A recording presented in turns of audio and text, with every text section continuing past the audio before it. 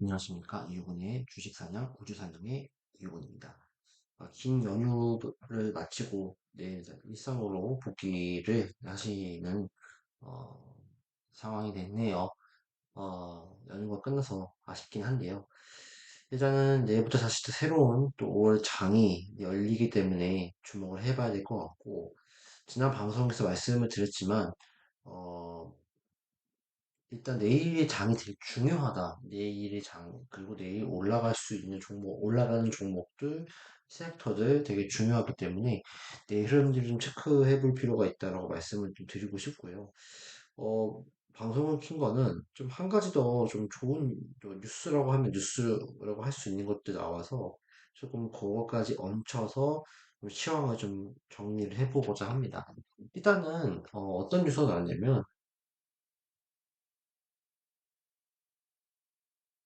일단은 오늘 이런 뉴스가 나왔어요. 행동주의 펀드라고 하잖아요. 기업의 가치 재고를 사모펀드에서 추구를 해서 어떤 비싼 가격에 기업들한테 공개 매수를 해라. 그래서 자기네들이 어떤 뭐 배당을 더 달라, 아니면 더 비싸게 사달라, 아니면 어떤 지배구조 개편을 해달라 해서 어떤 행동주의 펀드들이라고 할 수 있는 집단들이 있는데 지금 일본의 지금 니케이 지수 상승의 한 요인이 이제 행동주의 펀드, 이제 글로벌 펀드라고 하는 분석과 함께 이제 그 일본의 니케이 지수 상승을 견인했던 이 집단들이 우리나라로도 겨냥할 수 있다라는 얘기가 나왔어요.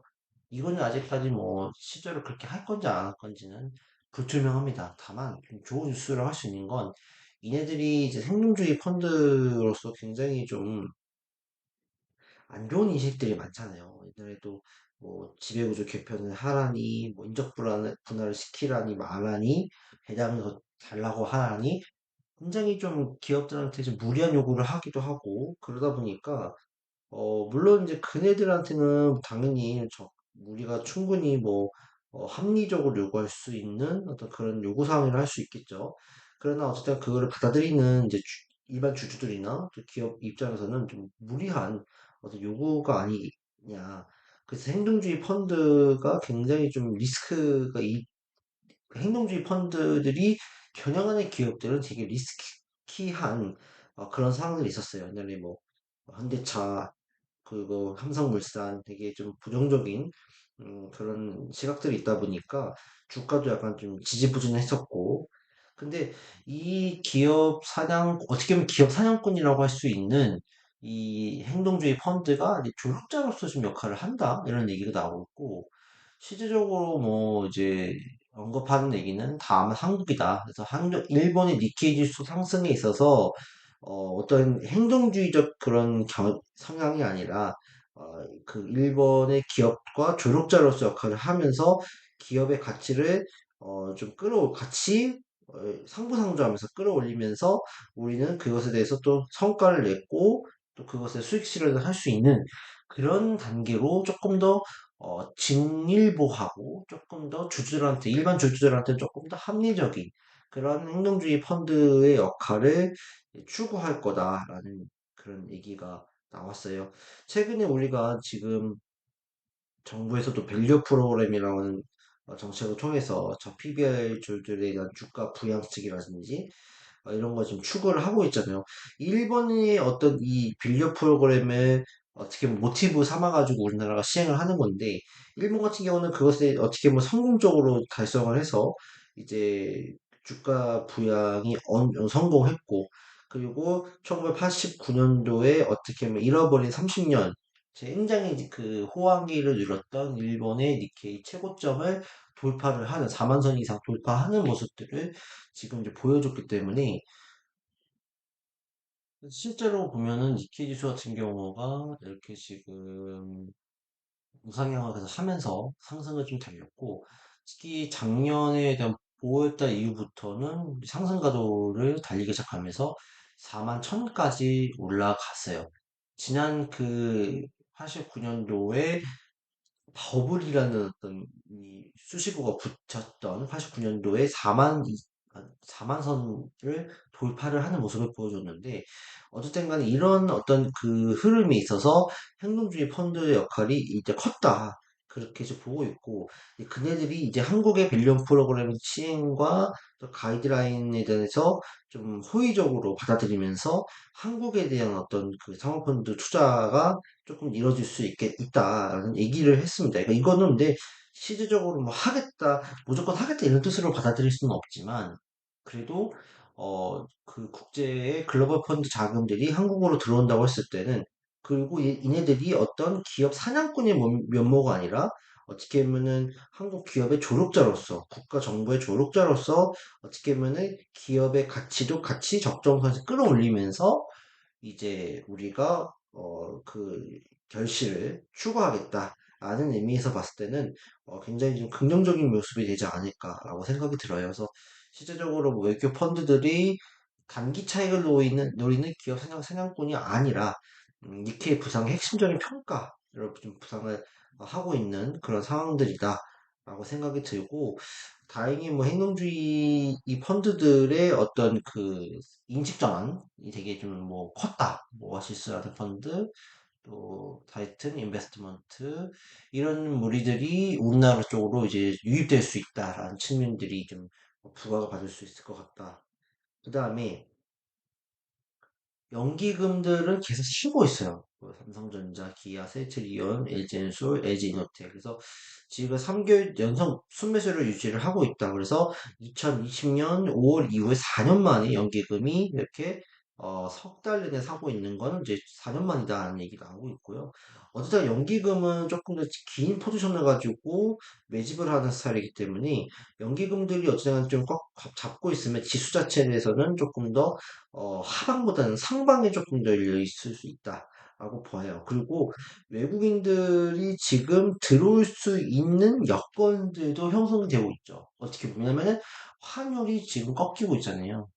그렇죠? 환율이 지금 1,400원대를 돌파를 했다가 1,400원대를 강하게 돌파했다가 지금 다시 지금 꺾이고 있는 그런 모습이라 환율이 결국 1,400원대를 이탈을 하고 1,300원대로 돌아간다면 외국인들의 자금이 다시 한번 들어올 수 있는 상황에다가 또 글로벌 이런 행동주의 펀드 자금도 들어오고 또 어떻게 보면 연기금도 버텨주고 있는 모습들 그리고 그리고 또 공매도도 지금 어쨌든 간에 오늘 또 불법 공매도가 또 잡혔다고 뉴스가 나왔어요. 일단 이제 불법 공매도 같은 경우는 사실 이제 공매도라는 것들이 사실은 뭐 무조건 나쁜 점만 있다고 볼 수는 없어요. 그러나 불법적으로 무차익 공매도나 이런 것들을 우리가 좀 제, 제재를 해야 되는 게 맞다고 보거든요. 그런 상황에서 오늘도 글로벌 IB 불법 공매도 전수조사를 통해서 적발이 됐어요. 그래서 이런 의미로 봤을 때는 또 공매도를 다시 한번 다시 한번 제기를 하는 것도 조금 더 걸릴 수 있다라고 생각이 들어요.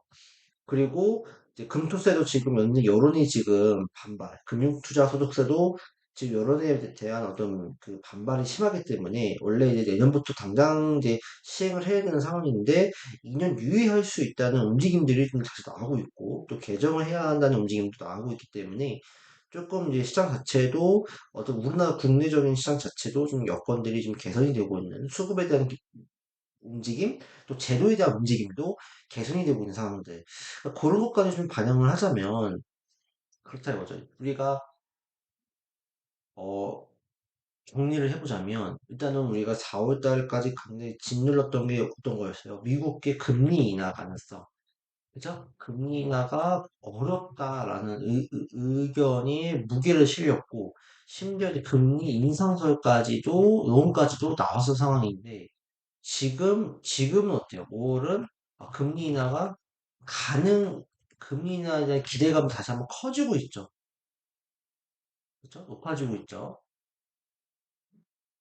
그러니까 지금 우리가 이제 왜 미국이 금리 인하를 할 수 있느냐?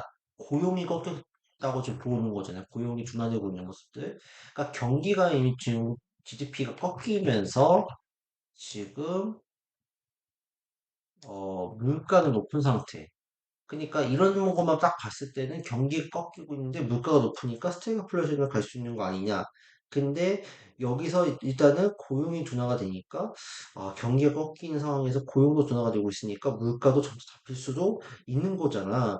그러면 이제 경기가 완전 침체로 갈 수도 있다고 판단을 하면 연준에서는 경기가 꺾일 수 있기 때문에 하방을 우리가 방어해야 돼. 하방에 대한 이 지지를 해야 되겠다 생각을 하기 때문에 결국 이제 금리를 하반기에 내려줄 수 있지 않을까 하는 어떤 움직임들 다시 한번 그게 나오고 있는 거고 특히 고용 둔화에서 가장 의미가 있었던 거는 뭐 실업률 그다음에 어 그 시간당 임금 상승률 자체도 좀 많이 제약이 돼 있었던 부분들이기 때문에 이렇게 됐을 경우에는 경기가 하락한 상황 속에서 고용이 둔화가 되고 이렇게 하면 소비가 떨어지기 때문에 자연스럽게 물가는 잡힐 수 있을 거다.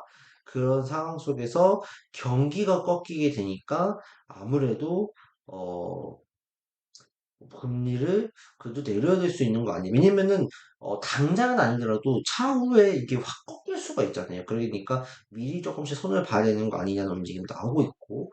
근데 이런 상황 속에서 빅테크 기업들의 실적은 그렇게 나쁘진 않았어요. 그래서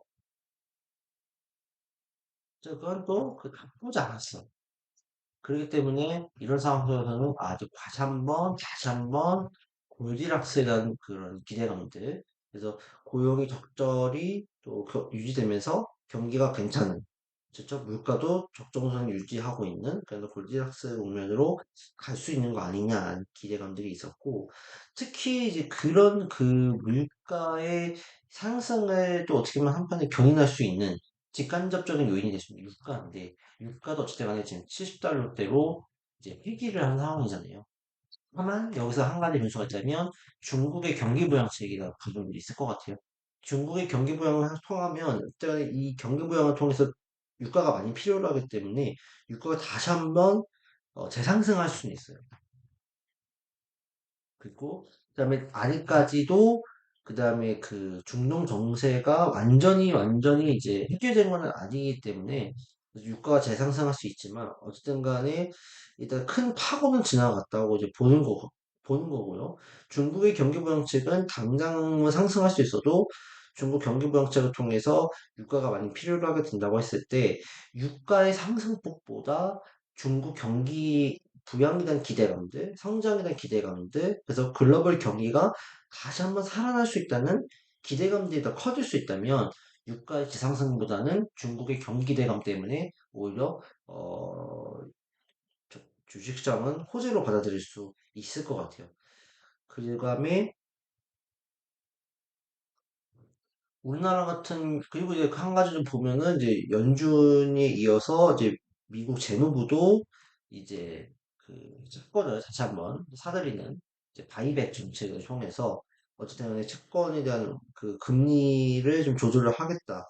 유동성 공급을 어쨌든 간에 좀 진행을 하겠다라는 얘기가 나오고 있고 이거는 가인 재선 때문에 미국의 재선 때문에 달려 있는 거고 그다음에 우리나라 같은 경우는 시험에 대한 문제들이 있었잖아요. 그 환율도 1,400원대가 돌파를 했지만 다시 한번 다시 1,400원대로 지금 회귀하는 모습들을 좀 보여주고 있죠.